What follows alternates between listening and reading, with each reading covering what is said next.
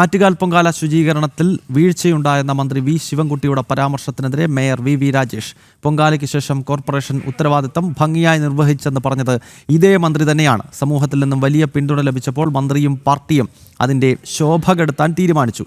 45 വർഷം അവരുടെ കയ്യിലുണ്ടായിരുന്ന അധികാരം നഷ്ടപ്പെട്ടതിൻ്റെ സ്വാഭാവികമായ വേദനയാണിതെന്നും രാജേഷ് പരിഹസിച്ചു.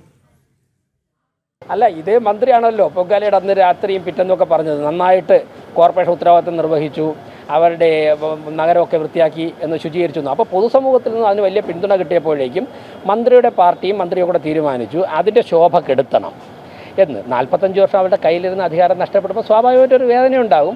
അത് മന്ത്രിയുടെ ആ വികാരമൊക്കെ നമ്മൾ മനസ്സിലാക്കണം. അവർ മാത്രം ഇടപെട്ട് നടത്തിക്കൊണ്ടിരുന്ന കാര്യങ്ങൾ ജനങ്ങൾ അവരുടെ കയ്യിൽ നിന്നും മാറ്റി മറ്റൊരു ഘടകത്തെ ഏൽപ്പിക്കുമ്പോൾ അവർക്ക് കുറച്ച് വേദനയും വികാരമൊക്കെ ഉണ്ടാകും. അത് സോഷ്യൽ മീഡിയ വഴിയും ഇതുപോലുള്ള ആൾക്കാരൊക്കെ വഴി ചില കാര്യങ്ങളൊക്കെ നടത്തും.